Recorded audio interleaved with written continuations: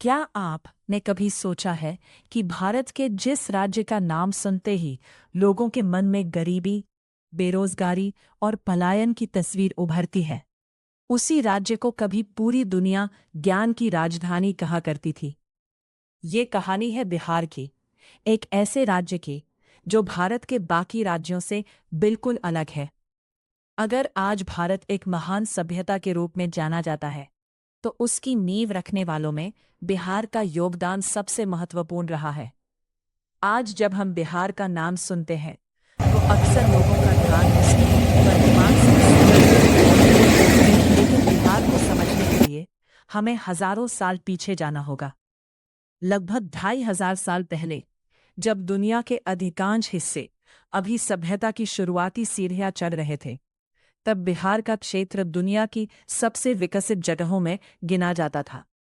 यहीं पर शक्तिशाली महाजनपद मगध का उदय हुआ। मगध कोई साधारण राज्य नहीं था। ये वह शक्ति थी जिसने पहली बार भारतीय उपमहाद्वीप को एकजुट करने चंद्रगुप्त मौर्य और उनके गुरु चाणक्य ने मिलकर मौर्य साम्राज्य की स्थापना की। यह साम्राज्य इतना विशाल था कि आज के भारत, पाकिस्तान, अफगानिस्तान और बांग्लादेश के बड़े हिस्से इसके अधीन थे। लेकिन बिहार की कहानी यही खत्म नहीं होती। चंद्रगुप्त के बाद सम्राट अशोक का उदय हुआ। कलिंग युद्ध के बाद अशोक ने हिंसा का रास्ता छोड़कर शांति और धर्म का मार्ग अपनाया। उन्होंने बौद्ध धर्म को दुनिया के अलग अलग हिस्सों तक पहुंचाया। आज चीन, जापान, थाईलैंड, श्रीलंका और कई अन्य देशों में बौद्ध धर्म का प्रभाव दिखाई देता है। और इस पूरी कहानी की जड़ें बिहार में हैं। बिहार की धरती केवल साम्राज्यों की जन्मभूमि नहीं रही, यह ज्ञान की भी भूमि रही है। यही स्थित थी प्राचीन नालंदा विश्वविद्यालय।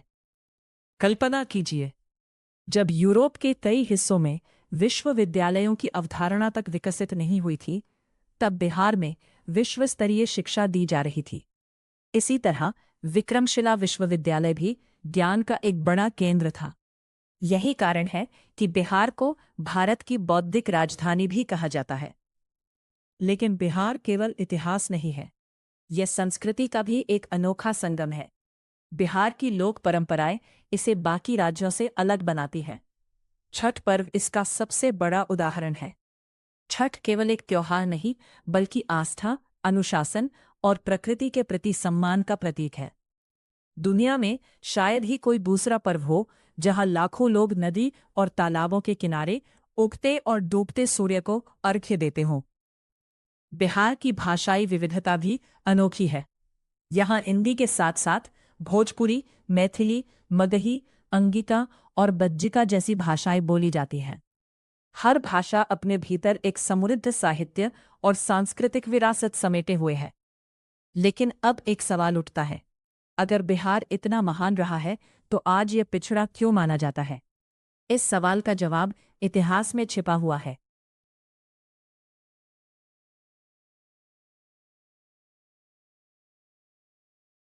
ब्रिटिश शासन के दौरान बिहार के संसाधनों का व्यापक दोहन हुआ।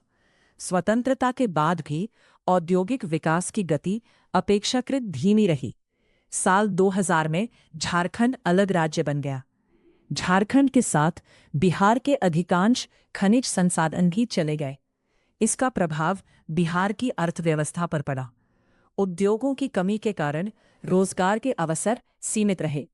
नतीजा ये हुआ कि लाखों लोगों को काम की तलाश में दूसरे राज्यों में जाना पड़ा। आज बिहार से बड़ी संख्या में लोग दिल्ली, मुंबई, पंजाब, गुजरात और दक्षिण भारत के राज्यों में काम करते हैं। लेकिन पलायन की इस कहानी का दूसरा पहलू भी है। बिहार के लोग जहां भी जाते हैं, अपनी मेहनत और प्रतिभा से पहचान बनाते हैं। चाहे सिविल सेवा हो, इंजीनियरिंग हो, चिकित्सा हो या शिक्षा का क्षेत्र, बिहार के युवाओं की मौजूदगी हर जगह दिखाई देती है।